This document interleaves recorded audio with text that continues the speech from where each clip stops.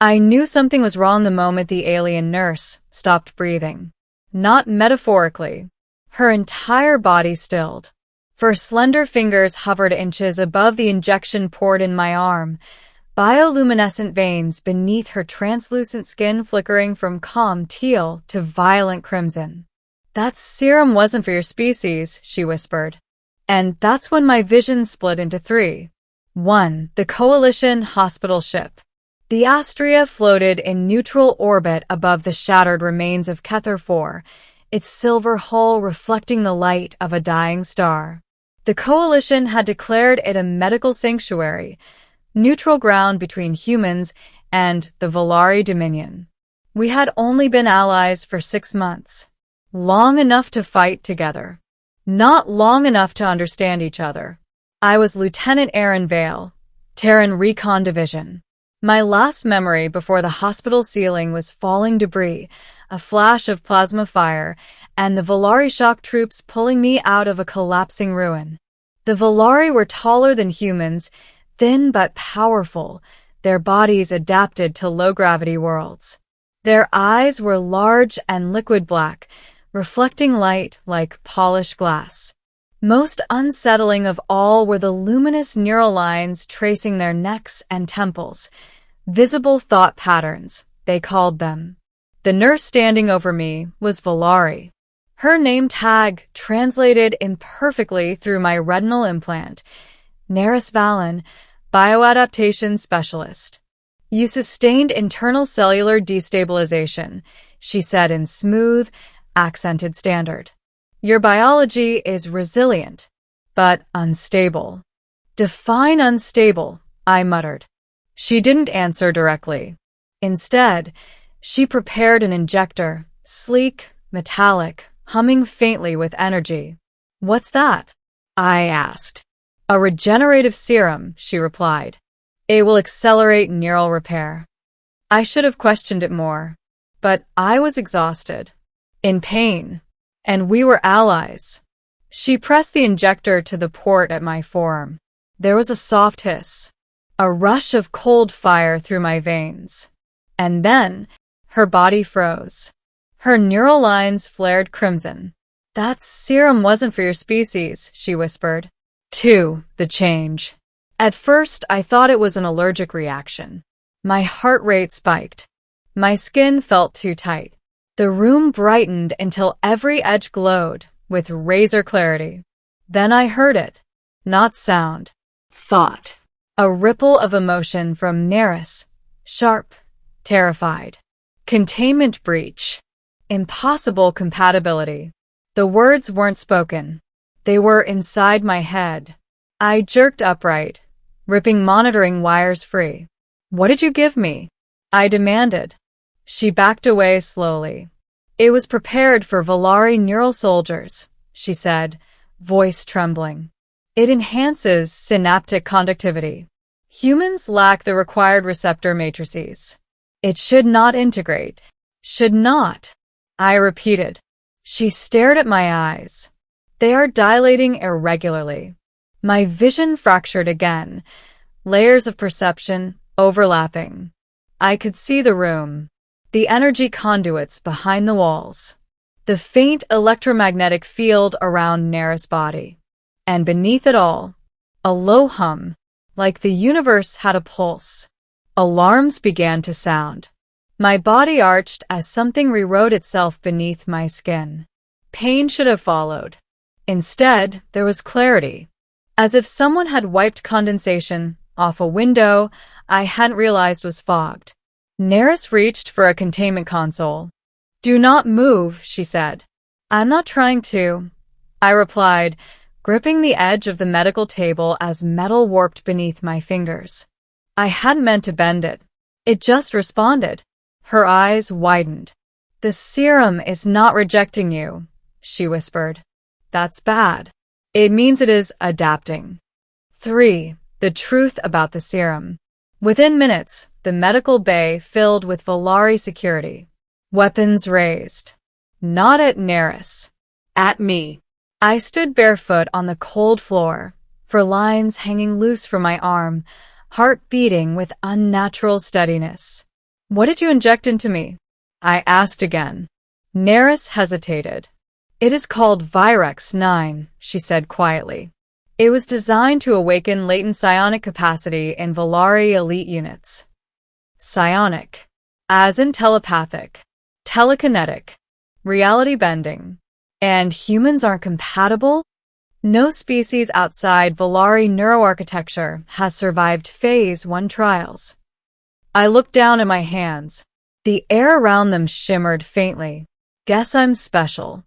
The security captain stepped forward. Human, you will submit to stasis. I don't think that's necessary, I replied. The moment I focused on him, I felt it, a structure. His thoughts weren't words, but shapes. Intentions. Angles of aggression. I didn't push. But something inside me brushed against his perception. He staggered backward as if struck. The weapons lowered slightly. Neris stared at me with a mixture of awe and horror. You are interfacing, she breathed. Without training. The realization hit me slowly. The serum hadn't poisoned me. It had unlocked something. Something humans weren't supposed to have. 4. The hidden variable. 3 hours later, I sat inside a reinforced observation chamber while Volari scientists argued beyond the glass.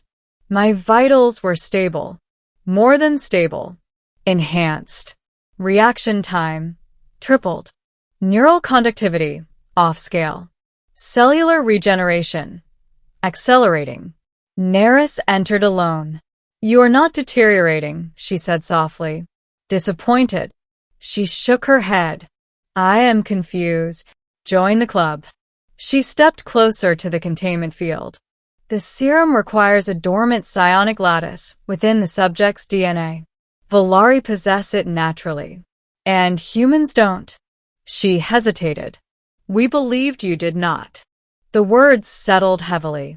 Believed. I focused inward, searching for that hum again. It was stronger now, like distant thunder beneath my thoughts. What if we do? I said quietly. Her neural lines flickered in shock. That would imply convergent evolution across species separated by millions of cycles. Or, I said, someone planted the same seeds. Silence. Her eyes widened. The precursors, she whispered. Ancient architects rumored to have seeded life across the galaxy. A theory dismissed as myth. Until now. Before either of us could continue, the chamber lights dimmed. The ship trembled. Red warning glyphs flared across the walls. Incoming hostiles, an automated voice announced. The Ketheri Marauders. Pirates who didn't respect coalition neutrality. 5. Trial by fire. The first explosion rocked the hull hard enough to shatter one side of the observation chamber. Atmosphere vented violently. Volari guards scrambled. Neris was thrown against the wall. Instinct took over. I reached out, not with my hands, but with that hum inside me. The fractured wall froze mid-collapse. Metal fragments suspended in air. Not stopped. Held. My mind screamed at the strain, but something deeper steadied it. The guards stared at me as if witnessing divinity. Go, I said through clenched teeth. Get her out. They obeyed. I released the debris slowly. Outside, the corridor was chaos. Pirate boarding pods had breached 3 decks. Volari soldiers were pinned down by suppressive plasma fire. I stepped into the open. Focused. Timed and slow. It unfolded. I could see trajectories before they formed. Predict movement before it happened. When a plasma bolt streaked toward a fallen Volari trooper, I raised my hand instinctively. The bolt curved, arced harmlessly into the ceiling. Shock rippled through friend and foe alike. The marauders hesitated. I didn't crush them. Didn't tear the ship apart. I redirected. Disarmed. Disabled. Within minutes, the boarding force retreated. Silence settled over the corridor. Not the heavy silence of fear. The fragile silence of realization. Neris approached slowly. You stabilized a plasma vector mid-flight, she said. I felt where it wanted to go. Her neural lines shimmered softly. Virex 9 was designed to amplify what already exists. I met her gaze. So, what does that say about us? 6. The decision. In the days that followed, the coalition leadership demanded answers. The Volari Dominion demanded containment. Some called me a weapon. Others called me proof of shared ancestry. But Neris said something different. You are neither anomaly nor accident, she said quietly during our final medical evaluation. You are evidence. Of what? That evolution does not divide as cleanly as we believed. The serum hadn't created something foreign. It had unlocked something dormant. Not just in me, but potentially in humanity. The question was no longer whether I should be contained. It was whether we were ready to evolve. The Volari High Council offered a proposal. Joint research, shared knowledge, controlled awakening trials. No militarization, no secret armies, just understanding. I stood in the same medical bay where it began. Neris held another injector. This one calibrated for humans. You're certain? She asked. Yeah, I said. Let's see what else we've been missing. She hesitated only a second this time, then administered the serum to a second volunteer, human. No rejection. No collapse. Only awakening. 7. A new horizon. Months later, I stood beside Neris on the observation deck as the Astrea prepared to depart for Earth. Below us, Volari and humans worked side by side. Not as fragile allies, as partners in discovery. You were afraid, I said quietly. When I whispered, she nodded. I believed I had doomed you. You didn't, I replied. You changed everything. Her neural lines glowed softly. Volari contentment. Perhaps the serum was not misplaced, she said. Perhaps it found its intended host.